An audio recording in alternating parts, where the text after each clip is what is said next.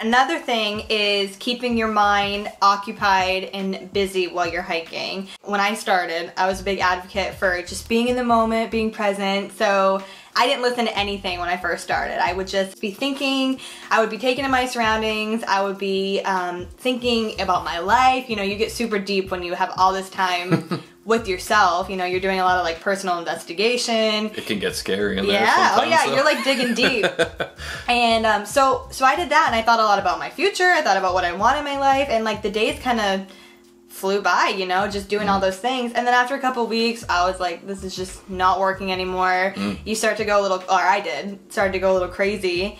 And so actually, the trail was the first time I ever got into podcasts, like listening to podcasts. I didn't really do music. It was just either audiobooks or podcasts. You know, I wouldn't wake up and put my headphones in and then the whole day listen to something. I tried to just rely on the days that were really monotonous, or that I was really struggling to just, you know, if you're hiking for 10 hours and if it's all flat and it all kind of looks the same, it's just kind of like your head's going in circles. So I would kind of try to save those, you know, but when it would get tough, I would definitely bring the headphones out. Yeah, for sure. Or talk a lot. Yeah. You talk with people you're with. I mean, you talk about stories growing up, you talk about current issues, anything in the world. You'll get really close to the people you're hiking with. But I hiked solo for a long time. After leaving Marion, Virginia, I hiked mostly solo. I was off and on with a couple of people like I would see here and there, but nobody really during the day. So I listen to music all the time and had all sorts of stuff. I had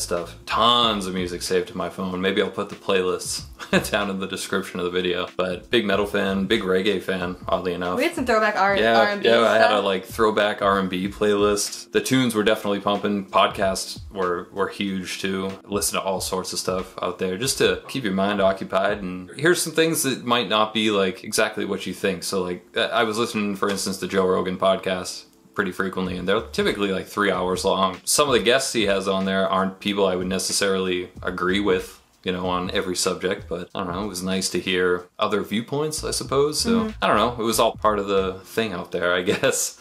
And I kept my mind occupied too a lot by editing videos and stuff and filming, so that was kind of a huge creative thing for me anyway. Definitely let my creative side come out and film and try to, you know, take the best photos I could, the best video I could. That was kind of a huge way of me keeping myself together mentally, because hiking alone with like just complete silence and stuff for, I don't know, it was probably like 2 months or something at least that I was hiking mostly solo. I'd see people at night. Yeah. May have caused me to go a little loopy.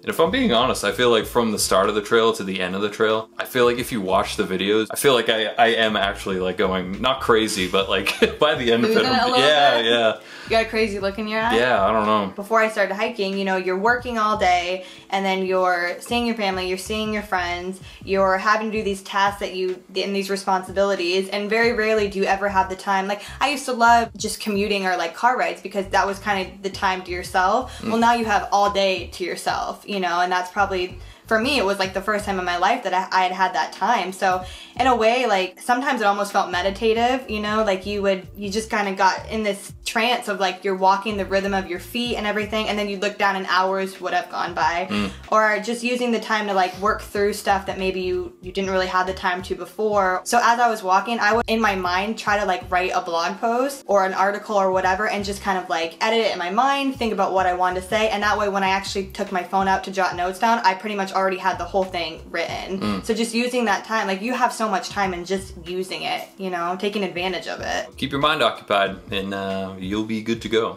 hopefully.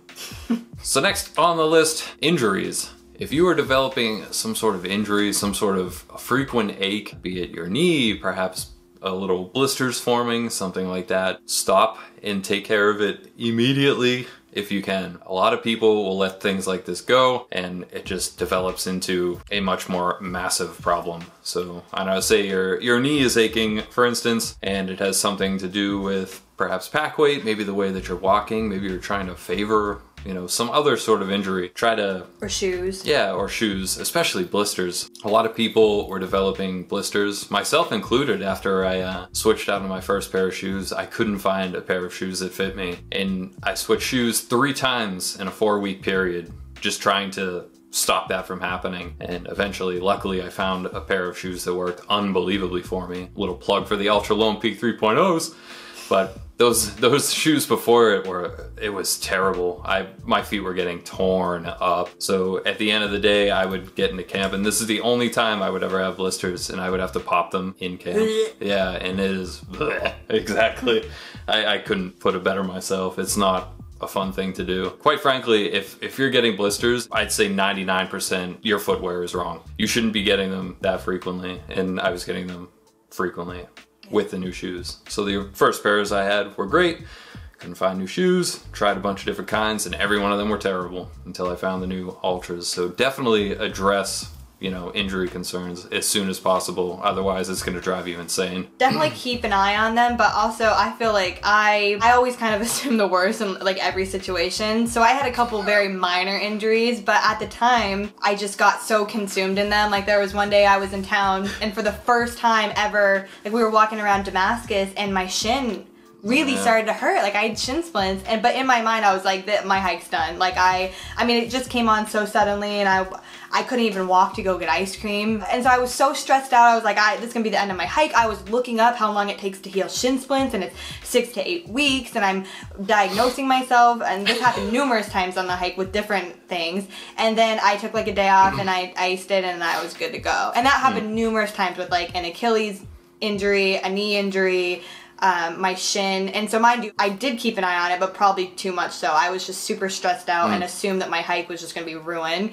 So find a balance between acknowledging your injury and then not letting it completely make you, mentally miserable. Because I think mentally I was much more hurt than physically. I was just so feeling sorry for myself. So. Yeah, for sure. What were you going to say about? Remember when we were all at that lake and you like wiped out? Yes! But that really did hurt, and you guys just didn't take it seriously. You literally thought that. Do you want to talk about it? Yeah, that's fine. Alright. Okay, so another time, I had to go in town because my mom had sent me a package. So they had all talked, a couple of our friends, Monty and everybody, had talked about getting some beers and going to hang out by this little lake. And I just remember I had a really full pack, and I went and I got everyone Dunkin' Donuts, and I was really excited. I was just so eager to We were really excited too. Yeah, I was just so eager to get to the beach and like meet up with everybody that I kind of started to, I was by myself, well actually I was a Spitfire. Yeah. And I started to run on the trail, which people do that all the time, but still, my pack was probably like 40 pounds. Yeah. And I ended up running, and I tripped over something, and my arms went out, and how I landed on it, I mean, I really thought I dislocated my shoulder. I really did. Spitfire is like a first responder, isn't she? Like, yeah, she Wilderness first aid. Yeah, she looked at, she's like, no, you're good. But I was sure that I had done something to my shoulder. I was just so upset. And so it totally ruined the rest of the day. I was, on the verge of tears. I did cry a little bit. You did, yeah. But more so from the physical pain. Like mentally, I was like, how am I gonna hike with a broken shoulder? Like, this is only Tennessee, And then of course in like 2 days, I was completely fine. Yeah. So that's kind of a little embarrassing story. But the best part was you were sitting down, kind of like tearing in your eyes a little bit, and you reached into your bag, pulled out the mushed bag of donuts all like mushed together. Yeah, because I think when I fell, I like rolled over. Here, guys. Here's your smushed donuts. And we felt bad, so we only ate like I think Chris asked me about like later that night. He's like, "Are you over being dramatic?" Or you said something like that. Pretty heartless. Yeah. Yeah. Probably, yeah. And yeah. you were. Yeah. So, but it all worked out. In the event that she did actually have an injury, though, you need to make sure that you deal with injuries as soon as possible. And don't overlook them. Yeah. Get it checked out, because if not, it's going to come back to get you. Yeah.